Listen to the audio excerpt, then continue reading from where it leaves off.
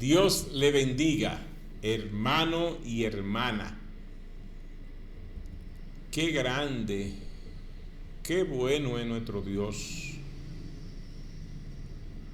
Cuánta bendición recibe uno cuando está en la gracia de Dios.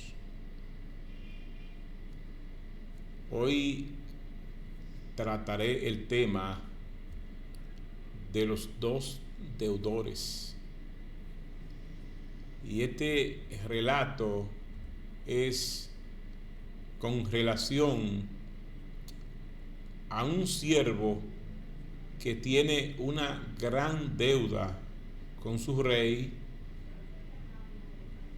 y el rey tiene muchos siervos que le adeudan muchos dineros.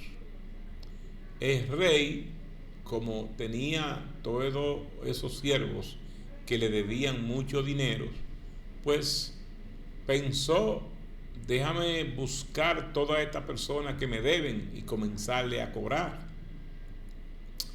Entonces, eso vamos a estar leyendo en Mateo 18, del 23 en adelante.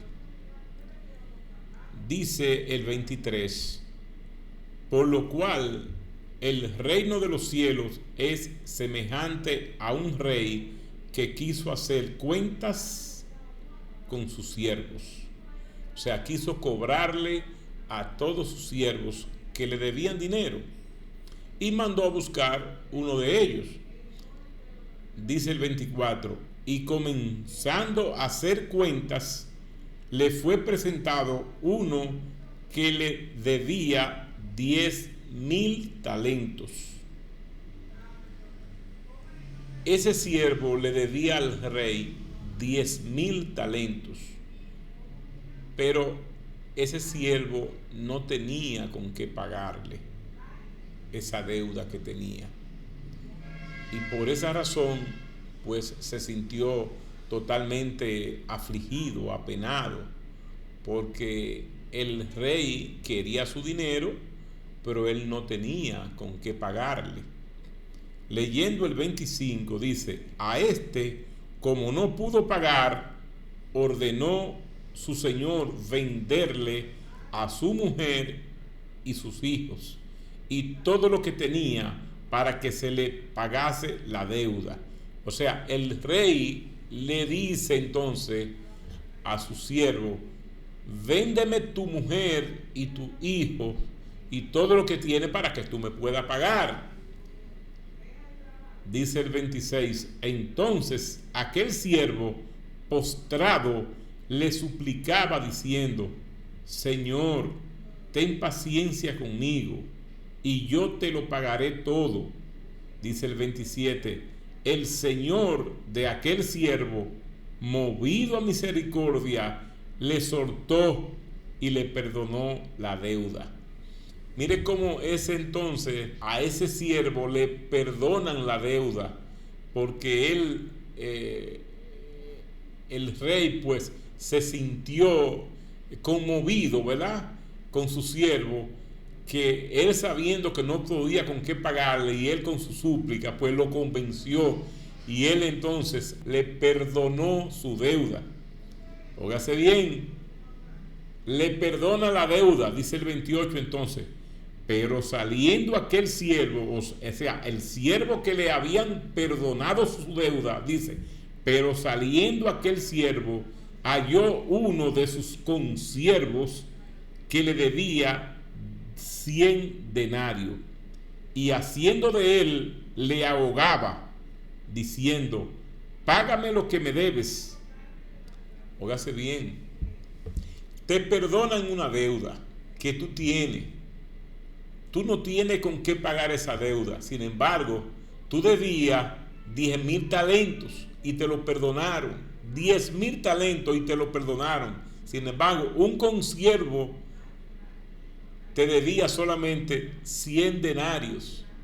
Y tú entonces, por esos 100 denarios, lo ahogaba. Lo ahogaba pidiéndole que se le pagara sus 10,000 denarios.